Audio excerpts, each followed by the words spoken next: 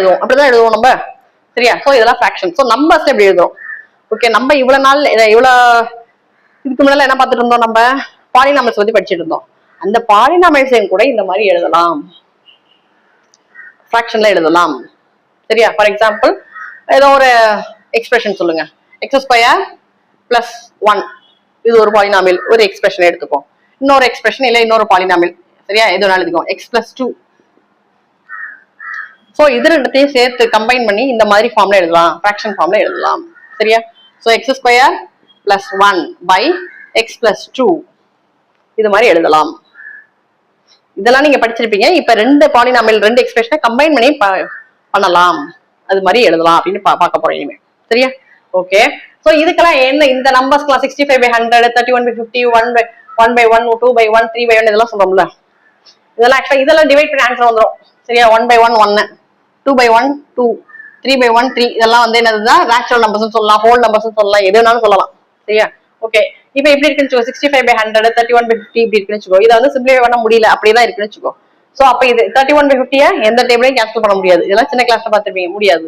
So அப்ப இந்த ஃபார்ம்ல எழுதிருந்தோம்னா இதுக்கு பேர் என்ன சொல்லணும்? நம்ம ரேஷனல் நம்பர்னு சொல்லுவோம். ஒண்ணு ஃபிராக்ஷன் ஃபார்ம்ல இருக்கும், இல்ல டெசிமல் ஃபார்ம்ல இருக்கும். மொத்தம் எனக்கு வந்து என்னவா இருக்கணும்?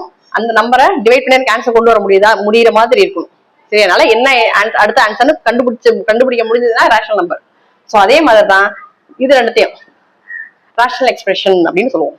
இந்த ரெண்டு பாலினாமியல் கம்பைன் பண்ணி எழுதிருக்கோம்ல, இதுக்கு பேர் ரேஷனல் எக்ஸ்பிரஷன். சரியா? சோ இனிமே நம்ம பார்க்க போறது என்னன்னு சொன்னா ரேஷனல் எக்ஸ்பிரஷன்ஸ்.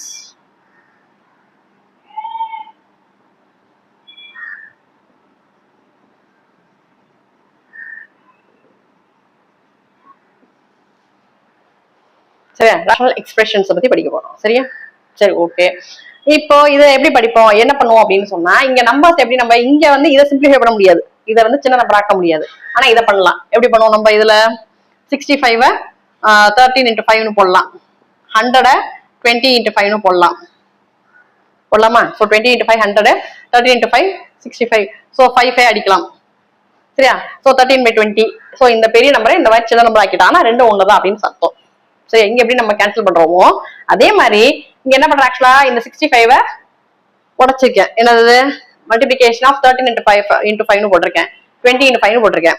அதே மாதிரி இந்த x² + 1 அதோட ஃபேக்டர்ஸ் என்னன்னு கண்டுபிடிக்கலாம். ஃபேக்டர்ஸ் எப்படி கண்டுபிடிக்கிறது முன்னாடியே தெரியும். சரியா? ஒண்ணு காமனா எடுக்கலாம், இல்ல ஃபார்முலா அப்ளை பண்ணலாம், இல்லன்னா ஃபேக்டரைஸ் பண்ணலாம். அது மாதிரி நிறைய மெத்தட்ஸ் யூஸ் பண்ணி இதையும் ஃபேக்டரைஸ் பண்ணிட்டு முடிஞ்சா இதே மாதிரி காமனா அடிச்சுட்டு பாக்கி எழுதும். இதுதான் நம்ம பண்ண போறோம். சரியா? சரி, ஓகே. இப்ப நான் கேட்கிறேன், இந்த 31